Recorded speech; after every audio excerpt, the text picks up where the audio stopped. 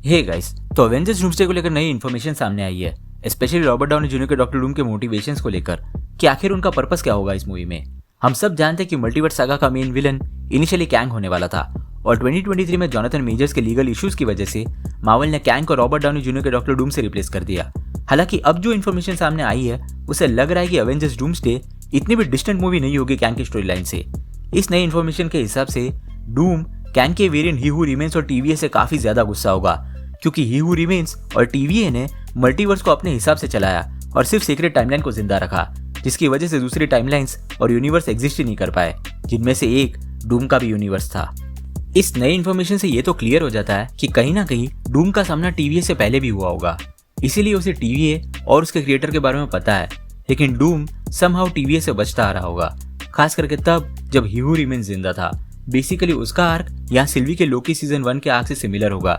Even Silvi को भी TVA ने बचपन में अबडक्ट कर लिया था और उसे रिलेटेड चीजों को भी प्रूव कर दिया था। इनफैक्ट उसे टीवीए कोर्ट में भी प्रेजेंट किया गया था। ऑफ कोर्स वो वहां से बच निकलती है, लेकिन वो बचपन से टीवीए से भाग रही थी और उसने टीवीए से बच निकलने के लिए एक लूप होल भी ढूंढ निकाला था। वो यूजुअली किसी तरह के अपोकलिप्स या खत्म होती हुई दुनियाओं में छुपा करती थी, जिसकी वजह से टीवीए उसे ढूंढ नहीं पाता था। काफी चांसेस है कि डूम भी ऐसी किसी जगह पर छुपता आया होगा। डूम की तरह सिल्वी का भी एम टीवीए और उसके क्रिएटर को खत्म करने का था, लेकिन सिल्वी का मोटिवेशन यहाँ डूम के मोटिवेशन से अलग हो जाता है। सिल्वी चाहती थी कि जो उसके और उसके यूनिवर्स के साथ हुआ वो अब किसी और यूनिवर्स के साथ ना हो, और वो किसी भी तरह का कंट्रोल मल्टीवर्स के ऊपर नहीं देखना चाहती थी।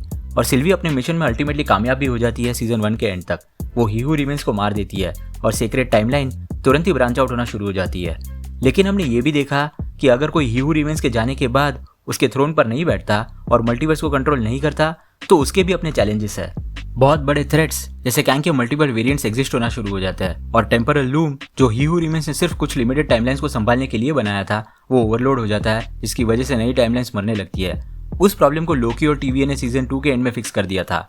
अवेंजर्स डूम्सडे की इस नई इन्फॉर्मेशन के हिसाब से डूम भी सिल्वी की तरह अपने यूनिवर्स और बाकी यूनिवर्स को खत्म होते हुए नहीं देखना चाहता। वो भी फ्री विल चाहता है, लेकिन इस फ्री विल का इंटरप्रिटेशन यहाँ अलग हो जाता है डूम और सिल्वी के लिए। सिल्वी किसी भी तरह का कंट्रोल नहीं चाहती थी, जबकि कॉमिक्स के हिसाब से डूम को लगता है कि अगर कोई मल्टीवर्स को बचा सकता है तो वो खुद डूम ही है। यानी कि वो मल्टीवर्स को संभालने के लिए किसी और पर भरोसा नहीं करेगा और मल्टीवर्स का कंट्रोल अपने हाथों में लेगा। जैसा कि मैंने पहले बताया, डूम को अभी भी लगता है कि ही हू रिमेन्स और टीवीए रिस्पॉन्सिबल है करंट मल्टीवर्स के स्टेट के लिए, स्पेशली क्योंकि ही हू रिमेन्स के सीक्रेट टाइमलाइन की वजह से डूम का यूनिवर्स जो शायद पहले एग्जिस्ट करता था वो मिट गया होगा। और अगर हम देखें तो ही हू रिमेन्स ने मल्टीवर्सल वॉर को रोकने के लिए कई टाइमलाइंस को ब्रांच आउट होने ही नहीं दिया। हमने लोकी सीजन 1 में ऑलरेडी देखा है कि ही हू रिमेन्स के अंडर जो टीवीए था वो टाइमलाइंस को ब्रांच आउट होने से रोकने के लिए लोगों और चीजों को प्रून करता था, और जब प्रून्ड हुई चीजें और लोग वॉइड में आते थे तो अलायत उन्हें कंज्यूम कर लेता था।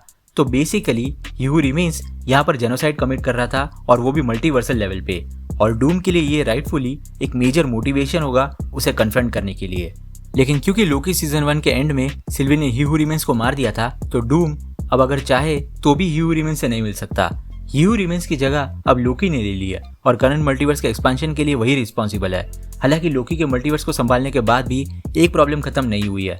इनफैक्ट मल्टीवर्स एक्सपांड होने की वजह से ये प्रॉब्लम बढ़ी है, और वो है इंकर्जन्स, जो कि अवेंजर्स डूम्सडे का मेजर प्लॉट पॉइंट होने वाले हैं। हमने Spiderman No Way Home, Doctor Strange in the Multiverse of Madness और मार्वल्स इन सभी मूवीज में इंकर्जन्स देखे हैं, और रूमर्स के हिसाब से एक और बड़ा इंकर्जन हम फैंटास्टिक फोर फर्स्ट स्टेप्स में भी देखने वाले हैं। और अवेंजर्स डूम्सडे के एंड तक मल्टीवर्स लिटरली खत्म होने वाला है इन इंकर्जन्स की वजह से।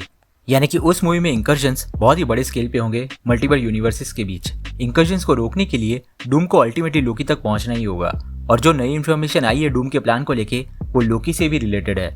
इस इन्फॉर्मेशन के हिसाब से अवेंजर्स डूम्सडे में एक तरह की रेस होगी सभी हीरोज और विलन्स के बीच लोकी तक पहुंचने के लिए। डूम यहाँ पर कोशिश करेगा कि मल्टीवर्स को संभालने की जिम्मेदारी वो खुद ही उठा ले।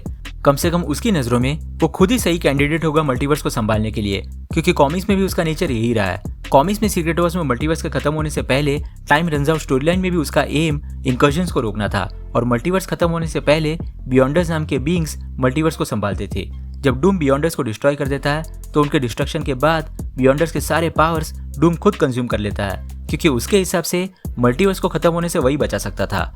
सिमिलरली यहाँ अवेंजर्स डूम्सडे में भी डूम वही मेंटालिटी के साथ लोकी के पास आएगा। वो किसी और एंटिटी पर भरोसा नहीं करेगा मल्टीवर्स को संभालने के लिए, स्पेशली जब उस वक्त ऑलरेडी इंकर्जन्स हो रहे होंगे through out the multiverse.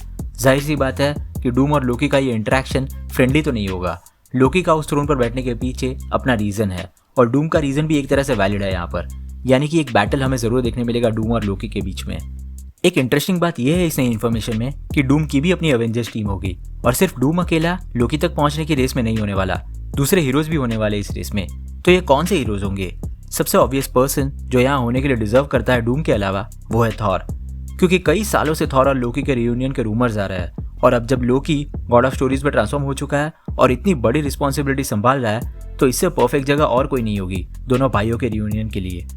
In fact ये one of the most emotional moments में से एक हो सकता है पूरे एमसीयू में, जो लिटरली फेज 1 से चले आ रहे लोकी के आर्क को कंप्लीट करेगा।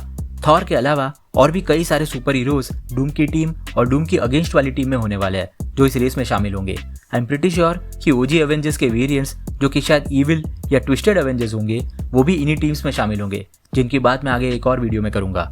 लेकिन आपके हिसाब से वो कौन से एवेंजर्स हो सकते हैं जो डूम के साथ और उसके खिलाफ इस रेस में शामिल होंगे? नीचे कमेंट सेक्शन में ज़रूर बताना। अगर आपको वीडियो पसंद आया हो तो उसे लाइक ज़रूर कर देना और अगर आप इस चैनल पर नए हो तो सब्सक्राइब करना मत भूलना। हम रेगुलरली ऐसे वीडियोस पब्लिश करते हैं। हमारे रिसेंट वीडियोस को देखने के लिए यहाँ पे क्लिक करें। Thank you so much for watching guys, stay safe.